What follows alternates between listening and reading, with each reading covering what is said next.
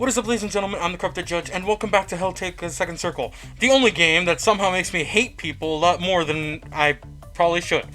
Anyways, on this episode, in the last episode, guys, we ended up going on a date with Judgment, and unfortunately, Zedrata absolutely ruined it. Like, I'm not even joking, she actually pissed me off and ruined the entire date. But we did get a little bit of lore and a little bit of backstory in regards to Judgment, which is really good. But today, we're gonna deal with one of the most lingering stories. Lucifer, the CEO of Hell. Luci has a lot of information that we need, and according to my boy Lorenzo Lucky, this date is a bit of a deciding factor. So, with the Beelzebub dates that I've already done, now that I've done the first two, the third one will happen automatically now in the next set, but it'll only happen if I ask Luci the right words. Or the right question, apparently. So that's a little bit of a risk, because I don't know what the right one is. Not only that, but Luci needs to tell us how to get Beel out of the void. And she needs to tell us who the heck this mysterious stranger is that we dealt with Cerberus. So hopefully we can get all the information we need. And with that said, let's kick it.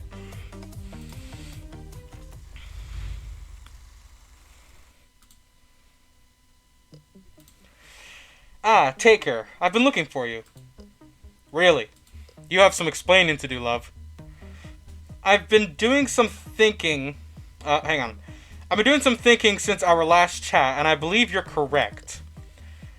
Naturally, but run the specifics by me again.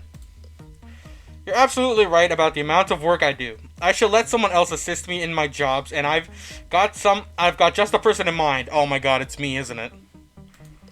Let me guess. Tall, muscular, dashingly handsome. Not me. And I wear a mask for a reason. And with an insufferably high opinion of himself, apparently. Grab some lunch. We're going on a little business trip. Well, we're going back, ladies and gentlemen. Where to? Where do you think? We're going back to Hell. We're going to try and take things a little easier and work more from the house rather than basing all my operations from Hell. What? Wait, if you're gonna base it from home, why do we have to go? What part do I play in this adventure? Pack mule. Oh, man. Luci, your top is distracting me. I need you to raise it up a little bit, please. The skeletons are on strike again, and I need someone to help me carry all the paperwork back to the mortal world. Do you have any idea how many cases I have to review every day? We have thousands of souls joining our kingdom by the hour. Yeah, that makes sense. That sounds overwhelming. I'd be more than happy to accompany you and help you out however I can. However... Oh, that's a new sprite. Oh, no. Luci, please raise the top. You're making me feel some type of way. Oh my god, I'm such a degenerate. What is your concern? What with everything that's been going on? I'm not sure how comfortable I feel leaving the house for long periods of time. I wouldn't worry, we won't be gone long, but if it will make you feel better, you could dampenize one of the more responsible demons to act in your absence. Do I get to choose who takes over? Because I could say Justice. Not Zedrata, definitely not Zedrata. That's an excellent idea, but who do I trust to keep the place in peace while you're gone? Only two other demons really fit the role, but which one to choose? Leave Justice in charge of the house. Leave Pandemonium... Oh, come on! Oh, hang on. Let me save. And make sure I hit the save button this time.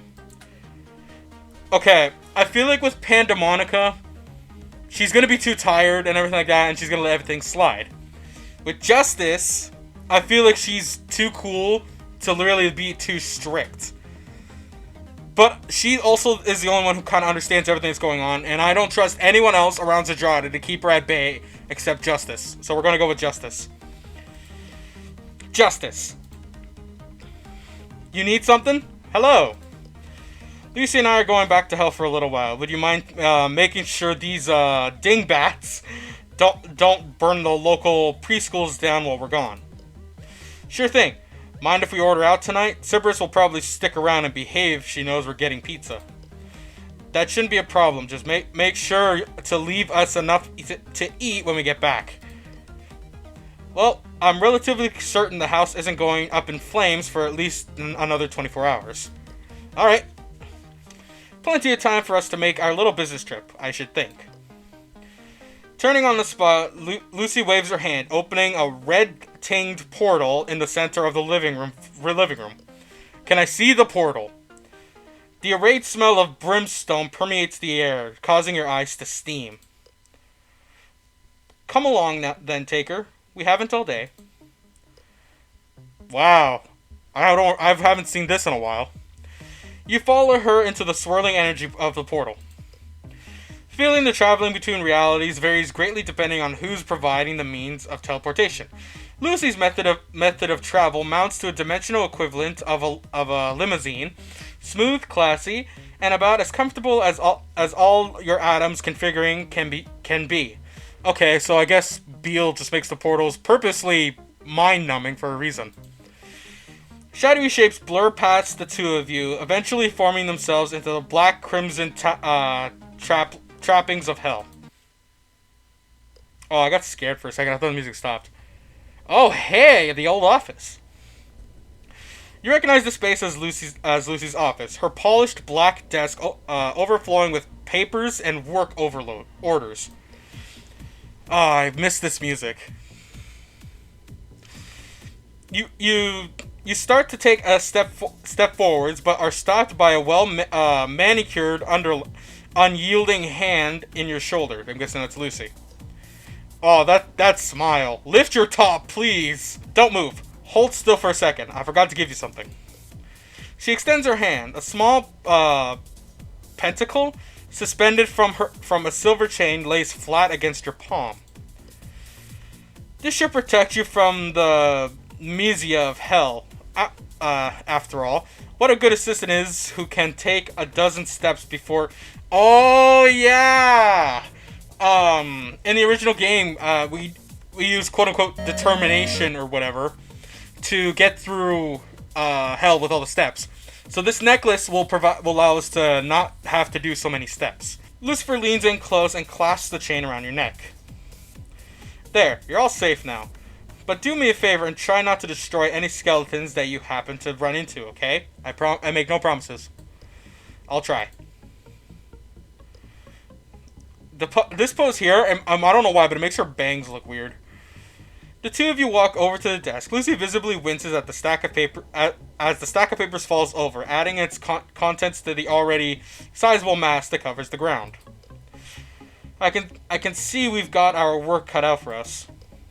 Indeed. Fortunately. Luci twirls her finger in the air, and two sleek, shining briefcases materialize out of thin air. Ah, it feels good to have my powers back at my disposal. The mortal world hinders my abilities to some degree. Trying to cast a spell up there is like trying to paint a picture with weights strapped to my hands. She hands you one of the briefcases, snapping it open. You suspect that there's no way that its modest interior can contain the sheer quantity of papers sprawling across the room. Do you want these separated in particular fashion, or... I wouldn't worry about it. I'm used to separating the important documents from the routine ones anyways. The collateral demons have adopted print them all and let Luci sort them out as a principal motto with regards to bureaucracy, I guess. Oh, I kind of like this one. I like this sprite. The two of you begin stuffing papers into the suitcases. Despite their modest size, they never seem to quite fill up, no matter how many documents are placed inside them. While the novelty of the suitcases distracts you momentarily, you soon become bored with the task at hand. Say, Luci. Yes? About Cerberus, about Zedrata and Melina. Okay, you have to ask the right questions, apparently. So, hang on. I'm going to save this into this empty slot. I want to know what is up with Zedrata and Melina. I want to know what their past is. But I get the feeling I got to get it out of them personally. And like I said, Lorenzo said, I gotta ask the right questions in order to activate the Beal date later on. So, I feel like we gotta go with the Sybaris one, because the stranger kept mentioning Luci specifically. So, we're gonna go with Sybaris. Sybaris seems different than the other demons. Hardly a unique observation, but do continue. Even looking beyond the multiple bodies, I've seen Sybaris experience strange, unpredictable personality shifts. She appears innocent most of the time, but she can turn quite nasty at unpredictable intervals. Her erotic behavior would be, how can why can't I read words? Her behavior would be attributed to her rather unique upbringing. She's not exactly a naturally developed resident of Hell, rather an entity molded to serve a particular purpose. Oh, another one. Oh, and what purpose is that? Sybaris acts as a form of insurance to guarantee Hell remains at its current state. I'm not sure I understand. Are you saying that Sybaris isn't a real demon? I mean, she doesn't have horns. Not quite. She's as true a demon as any of us, and I've tried my best to ensure she's well adapted to life in Hell, despite the responsibilities that have been forced upon her. Interesting. How do most demons come to be anyway? I believe the term best suited to describing the phenomenon to you would be gravity. I get it, they gotta fall.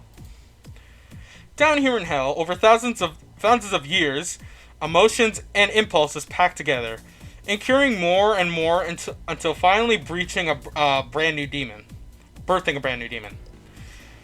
Like calls to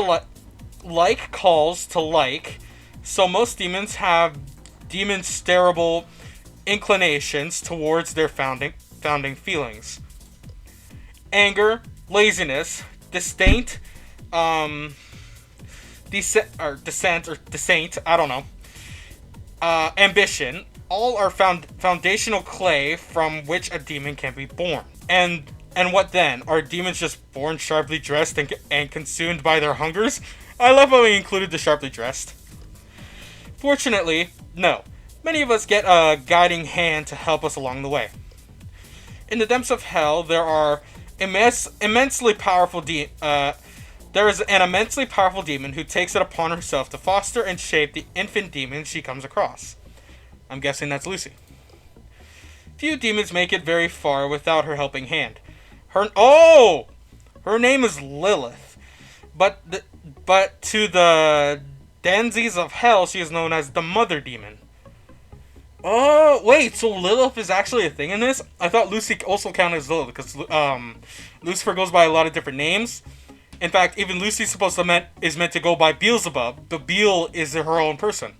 So I guess it's not that far off to think that Lilith is also someone else too. Which means there's probably another demon out there that I gotta hunt down. She sounds fascinating. I wonder where she came from. The two of you spend the next hour or so engaged in speculation about the civil state of Hell, and how it compares to that of Earth. Eventually, if you wouldn't mind finishing up with the packing, I've an old friend to catch up with before we leave. You won't mind doing the last little bit, do you? Of course not. As you were then, I won't be away for long. I need to find out who she's gonna go see. Lucy departs the room, leaving you to finish packing the papers into the briefcase. Before long, you stuff the last of the papers into the briefcases, forcing the lid shut with moderate effort. You look around the room. Lucy has not yet returned. 5 minutes later, and still no sign of Hell's president. Unperturbed by her absence, you start peering down the various corridors, wondering what could be down them. As long as I don't go kicking any skeletons, surely she won't mind if I look around a little. Okay. Most of the rooms you travel through are scenes of hectic activity. Small imps... Oh no, hell of a boss. Small imps struggle to staple gargantuan folders together, and a nearby printer snatches an unsuspecting succubus out of the air with a long, sticky tongue. Okay. Various break rooms dot dot the office. Inside, you catch glimpses of occasional demon or skeletons drinking tea, brewed with a squirming bag of human souls. You are unchallenged as you stride through the office, and while one or two lesser devils do try to catch your eye, the sight of the amulet around your neck proves sufficient to dissuade any unwanted attention. Several rooms later, you come across a particular facet of architecture. In an abandoned, run-down part of the castle, two massive obsidian doors stand. Bowed outward from within, it appears as though these doors have been damaged trying to contain some in massive force. The doors are ajar, and you very much doubt they could even fully close, given their degree of disfigurement. Might as well have a look inside. Oh, wait.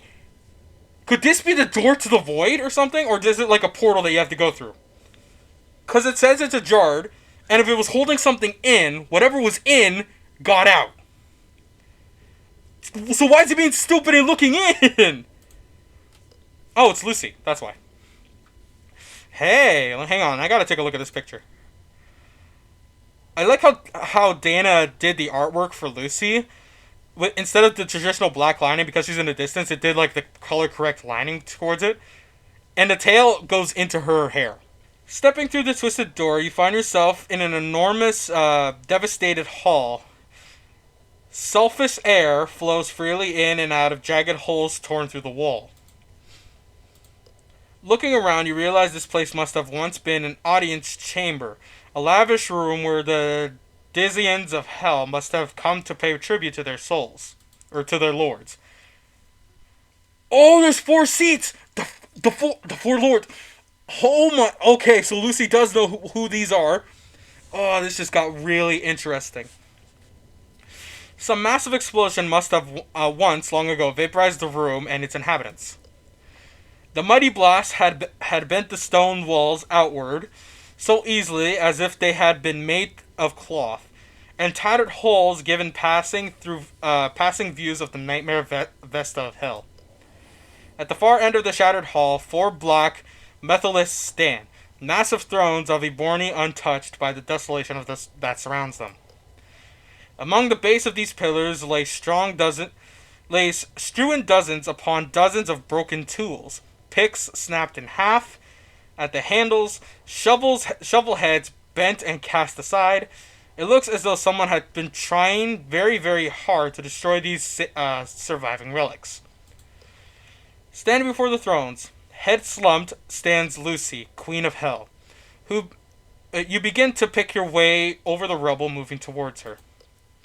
Luci, why are you all the way out here? I thought you were catching up with a friend. The Queen of Hell slowly turns, and you see something in her eyes that stops you dead in your tracks. Fire or tears? Tears. Got it. She makes a mute gesture to a small polished stone slate propped onto the ground before her. I am. It's been a long time since I last came to visit her. She gestures to the polished tablet. This stone marks the spot where my greatest ally paid the price for my naivety. She gave up her name and her identity to assist me in my ascent to the throne of hell. We were sick of seeing the former lords squander their power and influence on their indulgences. Okay, so yeah, this is where the other 4 lords were. Oh my god. There's a lot of lore to be looked at through here. We want it to be better, to make things different, to make things right in hell. We mortals have a certain saying regarding paved roads for good intentions. With the strength of the High Prosecutor of Justice, we challenge the ruling demon lords, primal incarnations of sloth, greed, gluttony, and wrath. Okay, so they are, in fact, the other embodiments. Okay, so we have sloth, we have greed, gluttony, wrath, and then we have Beal, who counts as envy. So that's 5. We have Modius, who counts as lust, so that's 6. So what one is missing, and I'm pretty sure Luci's the one who embodies it. So Beal is envy. We have sloth, greed, gluttony, wrath. Modius is lust. What's the last one? I can't remember. Oh my god, this is gonna bug me now.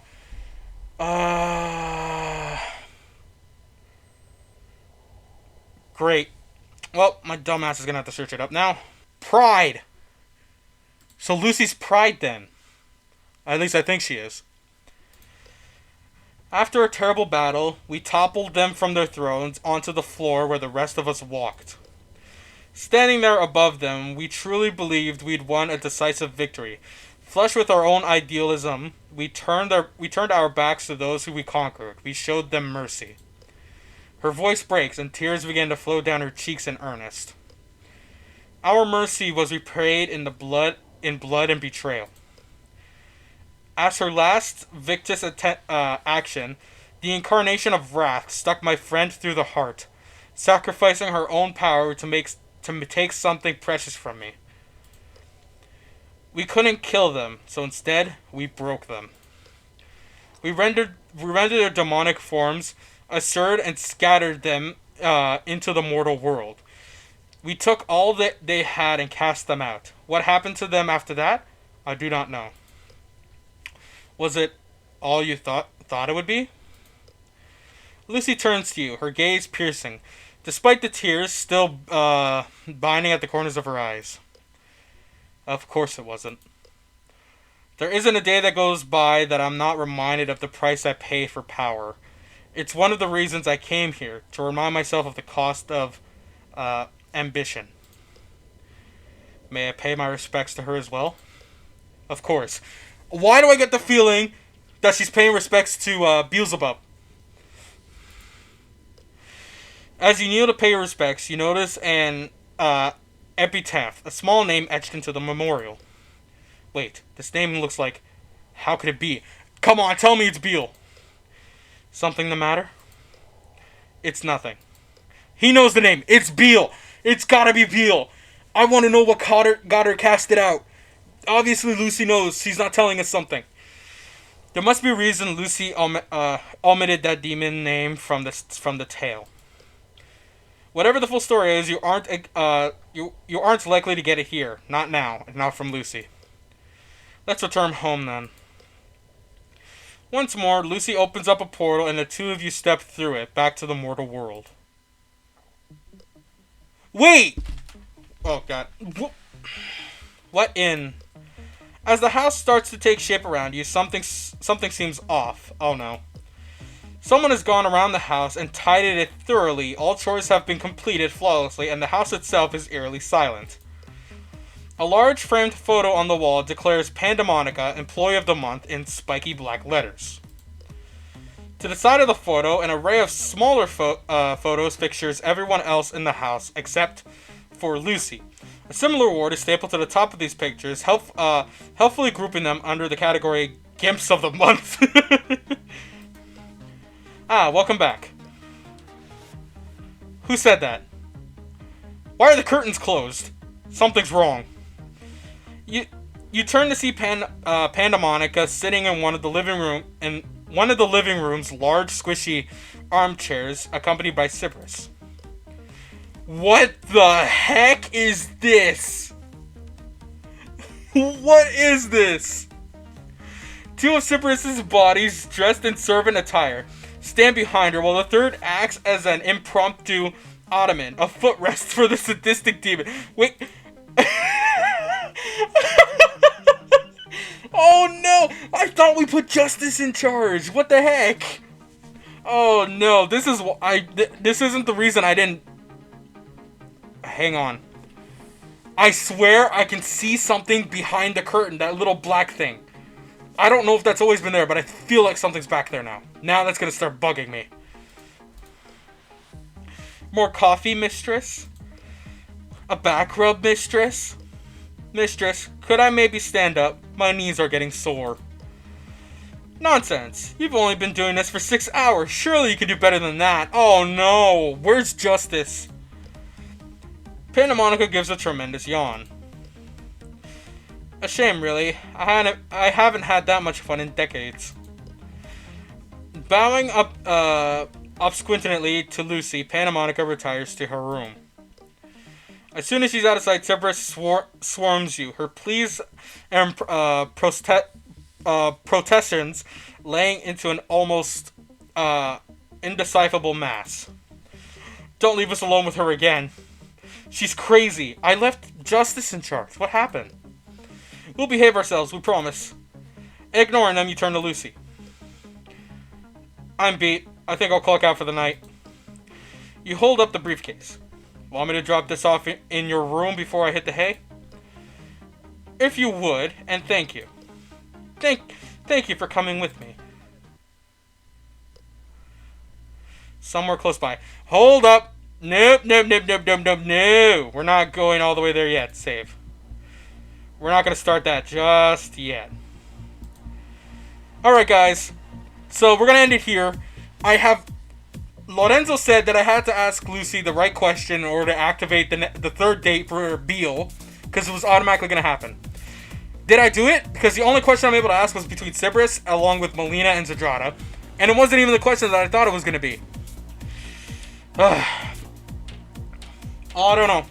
All I can say is, guys, is that we finished the second set of dates, so odds are later on you guys are going to eventually get my little review in regards to all the second dates before we start on the last set, which is all the third sets.